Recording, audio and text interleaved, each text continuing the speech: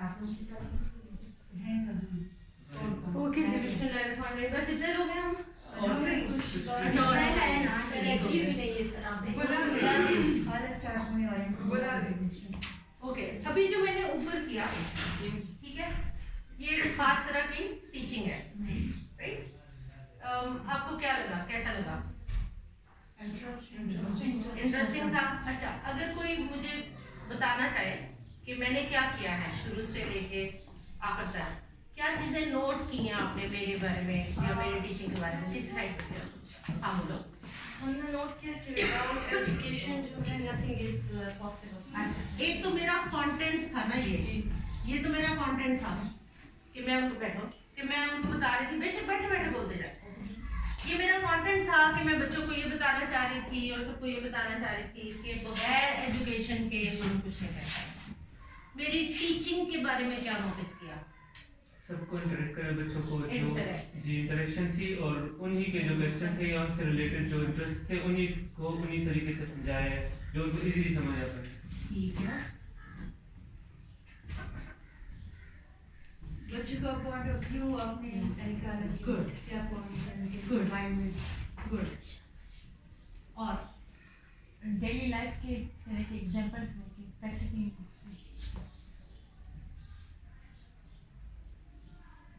और बच्चों का इंटरेस्ट डेवलप किया। इंटरेस्ट और इजी किसी ने और कोई लैंग्वेज चीज में नोटिस की? समझाया। हाँ जी, इजी लैंग्वेज में उनको समझाया। लैंग्वेजेस, हाँ Friendly environment। ठीक है, लैंग्वेज। और अभी आपने कहा फ्रेंडली। ओके, और क्या नोटिस किया? कोई और खास बात नोटिस की? बोर्ड का यूज किया आपने। बोर्ड का यूज किया।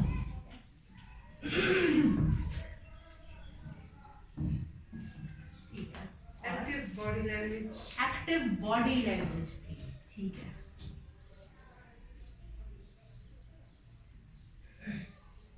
अब अगर मैं अभी भी आपके साथ भी अगर मैं हम ऐसे करके खड़ी हो जाऊं या कुर्सी रख के बैठ जाऊं, ठीक है, तो कितनी देर तक आपकी एज ग्रुप मेरी बात सुन पाएगी अटेंटिवली? 2-3 minutes hardly। ठीक है, और बच्चे कितनी देर तक सुन पाएंगे? एक मिनट जो है ना, हार्डली। इसका मतलब ये हुआ कि जो कुछ मैं ऊपर कर रही थी और मैंने इसलिए कहा था कि उसमें भी टीचर्स मौजूद हों। इसका मतलब है कि जब हम क्लासरूम में होते हैं इस तरह की सिचुएशन में, तो हम इसमें से बहुत सारी बातें मिस आउट कर जाते हैं। क्यों मिस आउट कर जाते हैं? We have reasons. रीजन दो। जैसे कभी सॉरी, कभी हम बीमार होते हैं तो अच्छा ठीक है, पर्सनल रीजन है, मैं बीमार हूँ, इसको हम पर्सनल रीजन कहते हैं। बोर हो जाते हैं।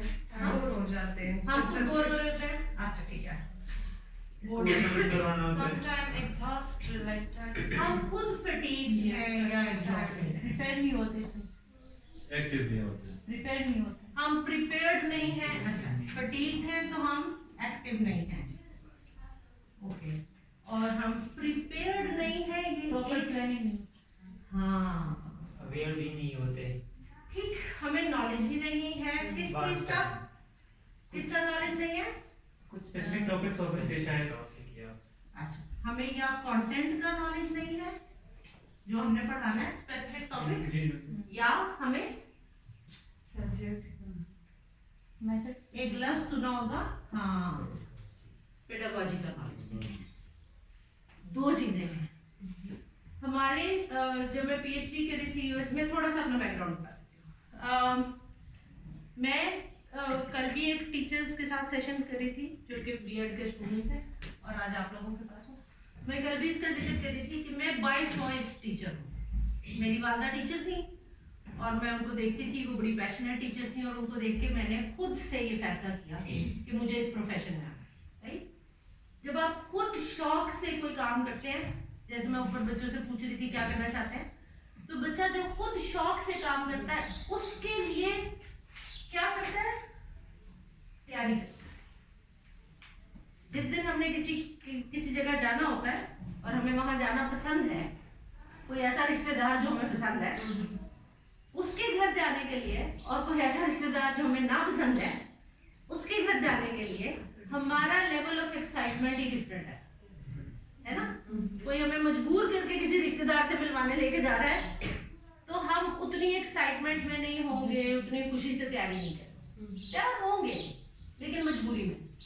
और अगर हम किसी ऐसे शख्स को मिलने जा रहे हैं जिससे हमारा मिलने को दिल करता है, जिसके घर का माहौल हमें पसंद है, तो हम बड़े एक्साइटेडली तैयार हो रहे होंगे। इसका मतलब हाँ, इसका मतलब है कि मेरा शौक बहुत मैटर करता है। अगर मेरा प्रोफेशन मेरा पैशन है तो मेरी एक्साइटमेंट रहेगी। हम यहाँ पहुंचे, हम जहाँ भी जाते हैं ट्रेनिंग के लिए, हमें पता होता है मान लीजिए चाय अरेंज होगी। आपको अंदाजा होगा जब लोग आया करेंगे कि जिसको अपने काम का शौक है ना, वो कहेगा ये चाय वाला काम जल्दी करो, मुझे मेरे काम पे लगाओ। राइट? इसका मतलब है वो सिर्फ प्रिपेयर्ड नहीं है, वो पैशनेट है। उसका दिल चाह रहा है कि बाकी सारे काम बाद में करेंगे, पहले ये करवा लो, जल्दी से, ठीक है, और मैं फौरन अपने काम पे पहुंचना चाहता हूँ। ये प्रिपेयर्डनेस चाहिए। अगर आप टीचर हैं और अगर बाय पैशन आप टीचर हैं तो आप रोजाना उस एक्साइटमेंट में आएंगे और जैसे ही आपके सामने बच्चे आएंगे आप इंटरेक्टिव हो जाएंगे, आप एक्टिव हैं, राइट? और जैसे ही वो इंसान आपके सामने आता है जो रिश्तेदार आपको पसंद है, तो उसके घर जाके आप चुप करके नहीं बैठे रहते, उसके साथ आप फौरन इंटरेक्टिव हो जाते हैं। आगे इट मीन्स कि ये जो ह्यूमन इंटरेक्शन है ना, it is a two way process. बच्चे अगर सीखने को भी बैठे हैं और मैं बोर्ड हूँ, मुझे बड़ा अच्छा लगा जब किसी का, हम भी बोर्ड हो सकते हैं, हम भी फटीग हो सकते हैं, ठीक है। जब हम ये दोनों होंगे तो हम एक्टिव नहीं, बच्चे बेशक एक्टिव हैं, लैक ऑफ इंटरेस्ट होगा। इंटरएक्टिव होने के लिए जरूरी है कि दोनों साइड्स एक्साइटेड हों। अगर एक बोर्ड है और एक एक्साइटेड है, दो में, राइट? मुझे सुबह चैलेंज था, आते हुए मैं सोच रही थी कि मुझे कुछ तो नहीं आती। अब एक टीचर को ये गुराना चाहिए। मैंने पहले जुमले में अपने आप को सरेंडर किया सबके सामने, है ना, कि आपको एक चीज ऐसी आती है जो मुझे नहीं आती। That helped me कि now everybody knows कि अच्छा अफशा को कंफर्टेबल करना है, तो उसको नहीं आती प्रश्न, नो इशू, हम उर्दू में बात करेंगे। इसको कहते हैं इंटरेक्शन। और अगर मैं क्लासरूम में दाखिल होके ये साबित करूं कि मुझे सब कुछ आता है और तुम्हें नहीं आता, तो फिर बेटा इंटरेक्शन है, फिर होती है पैसिव लर्निंग। फिर होता है कि अच्छा वो रिसीविंग एंड पे बैठा हुआ है, मैं गिविंग एंड पे बैठी हूँ, ठीक है। हमारी एजुकेशन के लिटरेचर में इसको कहते हैं बैंकिंग मॉडल। बैंक के पास पैसा है और आपको कर्जा दे रहा है, नहीं, इसको बैंकिंग मॉडल कहते हैं। और वो कहते हैं कि बैंकिंग मॉडल में जिसके पास है वो सुपीरियर हो जाता है और जो लेने आता है वो इंफीरियर हो जाता है। तो हमारे ज्यादातर क्लासरूम्स में हम सुपीरियर होके खड़े हो जाते हैं और बच्चे इंफीरियर हो जाते हैं। जो चीज आज आपने सुबह देखी है उसमें जितने भी मिनट थे, मैंने काउंट नहीं किए, 20 मिनट थे, 25 मिनट थे, बच्चे were actually firing at me, है ना। और मैंने अपने आप को उनसे भी छोटा बच्चा बनाया। मैं हरकतें भी ऐसी कर रही थी, मैं बातें भी ऐसी कर रही थी कि उनको लग रहा था कि हम समझदार हैं और ये हमसे पूछ के आगे चल रही है। And I gave my whole message, है ना।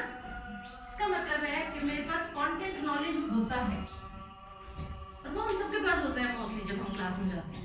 इंग्लिश पढ़ाने जा रहे हैं तो इंग्लिश का हमें पता होता है, जो मैथ्स पढ़ाने आता है उसको मैथ्स का पता होता है। इसका मतलब है कि हमारे पास अपना कंटेंट नॉलेज होता है। जो मिस आउट होती है ना चीज वो ये है, अमेज़न के लिए पढ़ते और फिर इस पे जाते हैं।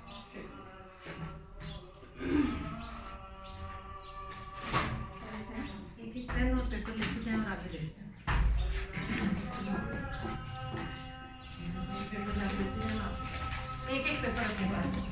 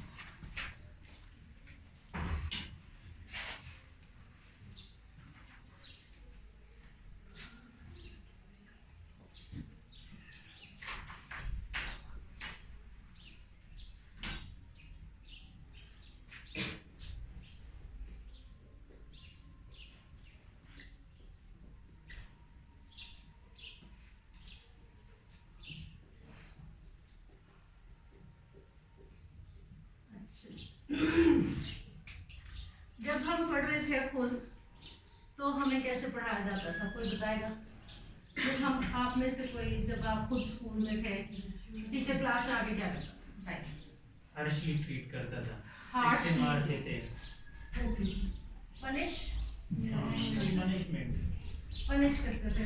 देखो गुस्से से बोलना भी एक पनिशमेंट होती है, राइट? और फिजिकल पनिशमेंट भी पनिशमेंट होती है, लेबल करना भी एक पनिशमेंट है।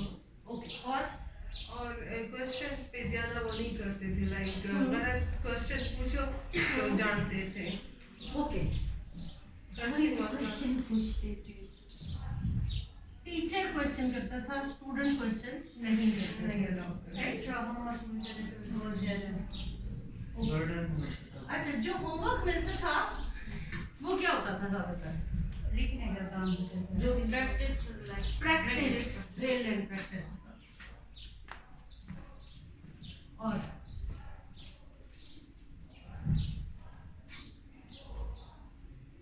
Student question.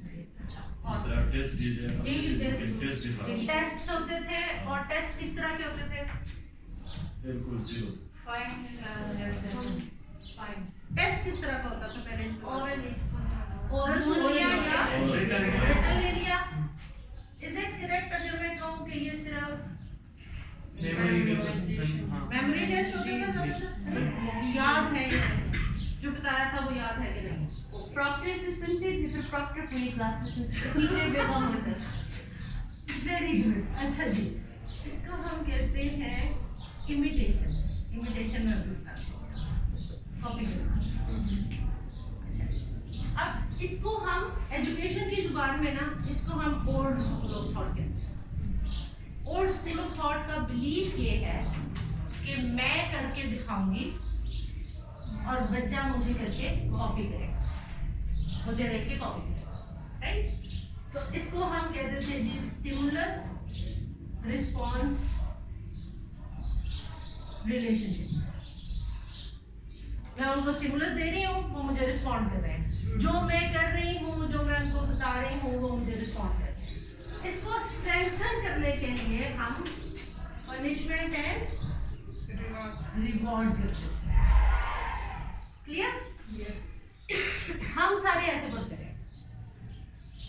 ओके, इसको पहले स्कूल ऑफ थॉट को हम ये डिवीजन कहते हैं। अब यहाँ पर सारा सेंटर किस पे है? टीचर पे। टीचर सही बता देगा तो बच्चा सही सीख लेगा, टीचर गलत बता देगा तो बच्चा गलत सीख लेगा। टीचर जो करेगा बच्चा उसकी कॉपी करेगा। क्यों? क्योंकि आपने बड़ी इंपॉर्टेंट बात की, बच्चे को क्वेश्चन का हक नहीं है। सवाल भी टीचर की तरफ से आता है, तुम बताओ ये बताओ, राइट। हम जिस दौर में पढ़े या आप अक्सर भी बात पढ़े तो ये स्कूल ऑफ थॉट आ चुका था, यानी एजुकेटर्स मजीद रिसर्च करके यहाँ तक पहुँच चुके थे कि मेमोरी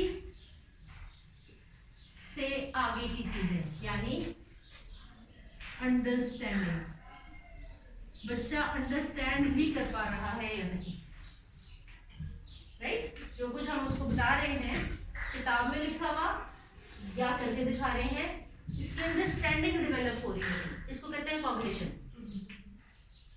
बच्चा रिकॉग्नाइज कर रहा है, बच्चा रिकॉल कर रहा है, बच्चा एनालाइज कर रहा है, बच्चा एग्जांपल्स दे रहा है। ये सारे कॉग्निटिव प्रोसेसेस है ना, दिमाग से इस्तेमाल कर रहा है दिमाग, राइट। लेकिन जो गड़बड़ थी इसमें भी वो ये थी कि at the end of the day हम उससे वो सारा नॉलेज रिप्रोड्यूस कर, तो हम टीचर सेंटर्ड से हटे और हम क्या हो गए, नहीं, हम हो गए कंटेंट सेंटर्ड। यहाँ सारा जोर टीचर पे था, यहाँ सारा जोर उसको कंटेंट की अंडरस्टैंडिंग, कंटेंट का, इसका मतलब है ये वो दौर है जब टेक्स्ट बुक्स आ गए। जो ओल्ड स्कूल है ना उसमें बुक्स नहीं थी जरूरी, उसमें टीचर था। और जो उससे अगला दौर है वो ये है जब टेक्स्ट बुक आ गई तो हम कंटेंट फोकस्ड हो गए। इतना कंटेंट तो बच्चे को सिखाना ही सिखाना, पहले 3 महीने में ये, फिर अगले 3 महीने में ये, फिर 1 साल में, राइट। तो ये क्या है, ये हमारा करिकुलम है और ये हमारा कैलेंडर है। तो मैंने आपसे कहा कि हम क्यों नहीं कर रहे होते वो सब कुछ जो मैं ऊपर कर रही थी, तो हम यहाँ फंसे हैं। इसमें एक बात ये भी है, टीचर जो है वो अपने सिलेबस में फंसा हुआ है, ये मैंने कंप्लीट करना है, डिफरेंट स्टाइल हर बच्चे के साथ एक नहीं चलेगा, इस पे फोकस नहीं करना, ठीक है। यहाँ जाके हम हुए चाइल्ड सेंटर।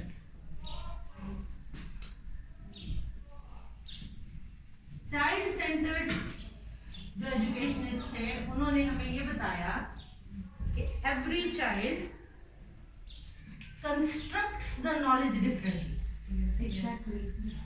ठीक है, मैं आके खड़ी होकर लेक्चर दे दूं, आप सबको समझ आ जाएगा? नहीं, आप में से कुछ लोग इसको ग्रास्प कर पाएंगे और कुछ नहीं, राइट।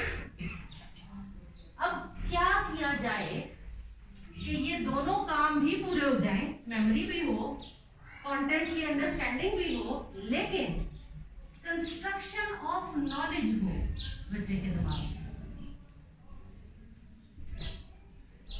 ये कैसे होगी? Any idea? Level of student को चेक करना चाहिए कि कौन से बच्चे का लेवल ऑफ लर्निंग कौन सा है। हर बच्चे का लेवल ऑफ लर्निंग डिफरेंट है। और क्या करें? जो है तो इंटरेक्शन जो है ना, दैट्स इम्पोर्टेंट है। इंटरेक्शन हो जाए, ठीक है। एक तो अगर क्लास इंटरेक्टिव हो जाएगी तो हो जाएगा, और क्या होगा, और क्या चाहिए? बाकी सबको कनेक्ट करना चाहिए, हर चीज इम्पोर्टेंट है। कनेक्शंस बिल्ड हो, जैसे हम स्कूल में करते हैं, हम बच्चे की हिस्ट्री को भी देखते हैं, पीछे फैमिली बैकग्राउंड को देखते हैं, बच्चा कहाँ से आ रहा है, ठीक है। तो हम फिर उसके बेस पे उसका जो कंटेंट होता है या जो भी एक्टिविटी क्लासरूम में क्या किया जाए वो हम फिर उसकी ठीक है। ये तो हम हमारे करने के काम है। क्लासरूम में क्या किया जाए? क्लासरूम में to be friendly with students ठीक ताकि है। वो आपके आइडियाज को आसानी से ठीक समझ है, पाए। अभी हम एक काम करेंगे, आपको पता चलेगा Activity क्लासरूम में। based। हाँ, अभी पता चलेगा क्लासरूम में कैसे। ये जो कागज आपको दिया है इसके ऊपर लफ्ज लिखे TEACHER, टीचर। ठीक है, कहीं पे भी लिख लें, सेंटर ऑफ द पेज लिख लें, ऊपर लिख लें, नीचे लिख लें, कहीं मर्जी लिख लें। स्क्रैबल खेलने लगे आप, ठीक है। टीचर लिख लिया, अल्फाबेट्स पूरे हो गए। अब इनमें से किसी एक अल्फाबेट से एक लफ्ज बनाओ जो टीचर से जुड़ा हुआ हो। टी से बना लो, ई से बना लो, ए से बना लो, आर सी एच, जिससे हर लेटर एक लेटर एक कोई एक चूज करो, बोले लिख लो, ठीक है। और उससे एक वर्ड बताओ, वर्ड ऐसा हो जो टीचिंग से जुड़ा हो या टीचर से जुड़ा हो। बना लिया? ठीक हो गया। अब अपना अपना सफा लेके उठ जाओ, ठीक है? और आपने लोगों से बाकी अल्फाबेट फिल करवाने हैं। जो अल्फाबेट आपने बनाया है वो किसी को दे दो, जिसने टी से नहीं बनाया हुआ उसको दे दो, जिसने ई से ई का बना हुआ तो ई वाला ई को दे दे, और एक दूसरे को नहीं बोलने दे, एक दूसरे के साथ एक्सचेंज कर नहीं अपना कागज वहाँ लेके जाओ, देखो उसने क्या लिखा हुआ है, आपने क्या लिखा हुआ है।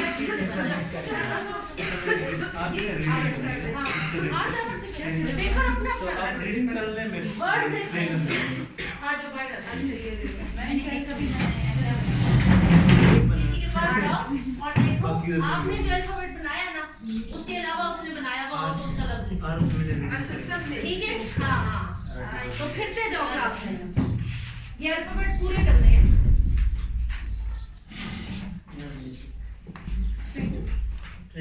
ट्रेनिंग एक दूसरे के लफ्ज देखते जाओ और सारे अल्फाबेट पूरे करके वापस सीख जाओ।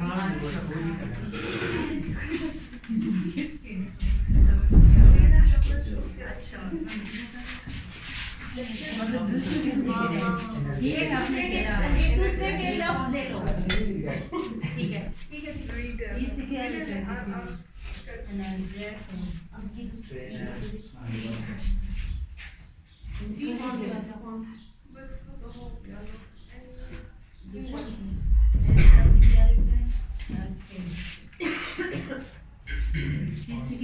किसी ने लिखा है यस एक रह गया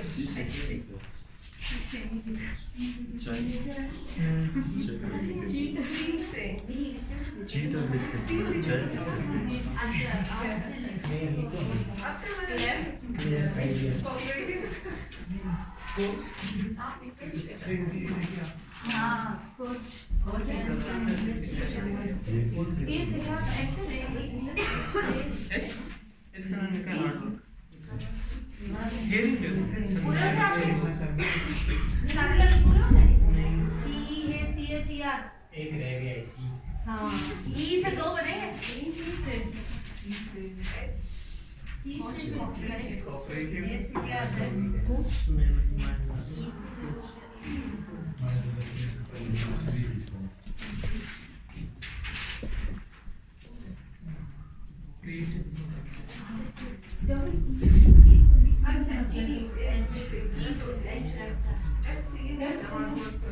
क्रिएटिव लिखा है, क्रिएटिव सी से क्रिएटिव लिखा है कोच, ठीक है? क्रिएटिव कोच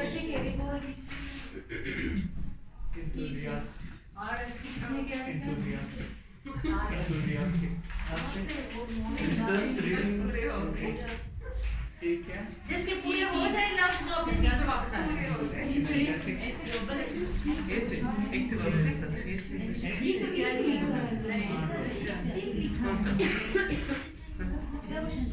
इवैल्यूएशन होगी क्या आता है? एनालिसिस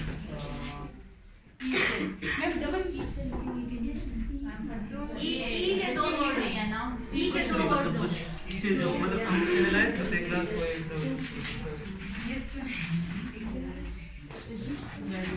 ठीक है पूरे हो गए? बैठे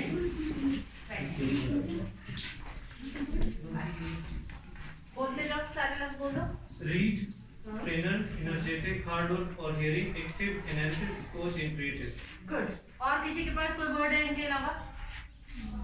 मैंने आर्ट रिसर्चर लिखा था। हाँ मैंने रिसर्चर लिखा, हार्ड वर्कर लिखा, रिस्पॉन्सिबल, एम्पैथेटिक, मैंने एच से हैप्पी लिखा अच्छे हैप्पी लिखा था, वेरी गुड।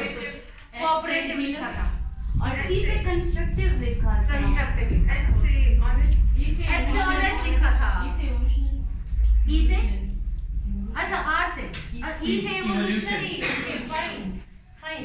ई से encourage करने वाला encourager और वो साथ में लिखा था energetic।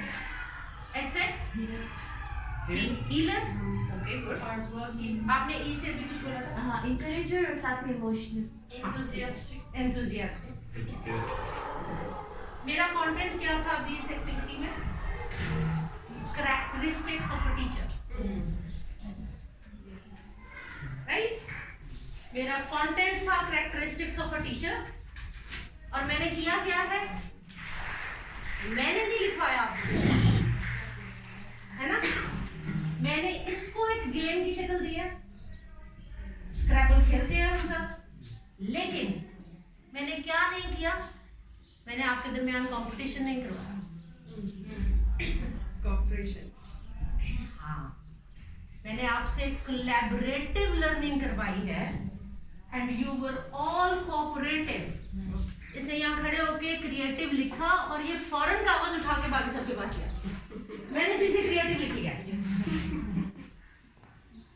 Do you get the point? यहाँ क्या हो रहा था? यस, कंपटीशन, कंपटीशन हो रहा था, बच्चे अपना नॉलेज दूसरे से छुपा रहे थे, ठीक है। और यहाँ क्या हुआ है? कंस्ट्रक्शन ऑफ नॉलेज हो गई। मुझे आपको एक लफ्ज नहीं बताना पड़ा, राइट? और एक दिमाग बताता तो सिर्फ 1 2 3 4 5 6 7 लफ्ज बताता। जब मैंने कंस्ट्रक्टिविज्म होने दिया तो 7 की जगह हो सकता है 15 16 17 लफ्ज बन जाए। इसका मतलब है कि क्लासरूम में नॉलेज कंस्ट्रक्शन शुरू हो गई and everybody is ready to share their knowledge and they are happy कि मेरा लफ्ज तुम ले लो, तुम्हारा लफ्ज ले लो, ठीक है। इसको हम कहते हैं कंस्ट्रक्टिविज्म, जिसमें टीचर सिर्फ फैसिलिटेटर है। जहां मुझे लगा कि ओहो कहीं ये गलत ना कर दें कि ई से एक लफ्ज बना लें, वहां मैंने बोला ई से 2 बनाना, और जहां मुझे पता था कि क्लास ठीक जा रही है वहां मैंने किसी को पूछने का करना दो। So I'm only overseeing the process and children are constructing the knowledge. और जहां वो फंसेंगे वहां मैं स्टेप इन करके हेल्प आउट कर दूंगी। अगर अभी कोई कहता कि जी आर्ट से कोई लफ्ज नहीं बना तो मैं कहती अच्छा चलो ठीक है, मिलकर सोचते हैं, राइट। इसका मतलब ये हुआ कि हम यहां से यहां तक पहुंचे, और आज हम हर क्लासरूम में कहते हैं it should be active learning environment. अगर ऐसे बैठे रहेंगे नोट्स लेते रहेंगे तो ये होगा, ठीक है। मैं उसको एक्सप्लेन कर दूंगी, आप सवाल पूछ लेंगे तो ये होगा। और जो अभी हमने किया है ये इंटरेक्टिव है, लोगों के कनेक्शंस बिल्ड हो रहे हैं, जो जिस बैकग्राउंड से आएगा वो लफ्ज दे देगा। और मैं प्राइमरी क्लासरूम्स में ये एक्टिविटी करा चुकी हूँ, लिखा मुझे इन बर्ड्स के नाम याद करने हैं, है ना। तो उसकी बजाय ये कहती हूँ सारे बच्चों ने अपने अपने इलाके के बर्ड्स के नाम लिखने हैं, जो परिंदा आज तक देखा लिख लो, राइट।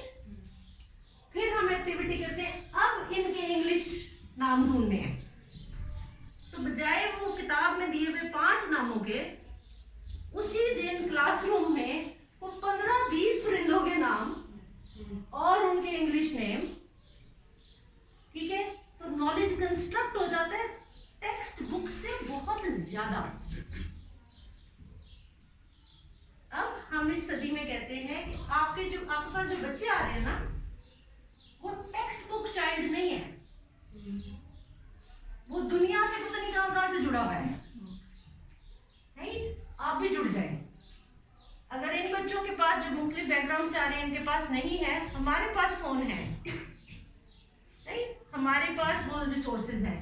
मैं उनसे कहती हूँ अपने अपने परिंदों के नाम लिखो, उसके बाद मैं कहती हूँ अच्छा चलो एक एक करके अपने अपने नाम मुझे देते जाओ, मैं ढूंढती हूँ इनके इंग्लिश नेम्स और उनके स्पेलिंग्स लिखते हैं।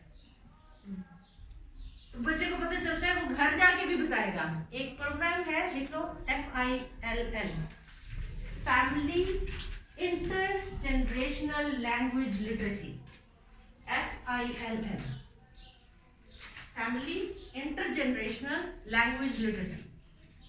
पाकिस्तान में एडल्ट लिटरेसी भी अच्छी नहीं है ना, 75-80% एडल्ट्स ऐसे हैं जिनकी लैंग्वेज लिटरेसी नहीं है। तो हम बच्चों को क्लासरूम में वो एक्टिविटीज कराते हैं कि ये घर जाएंगे तो ये अपने माँ बाप को भी बताएंगे, अपने दादा दादी को भी बताएंगे और ये फैमिली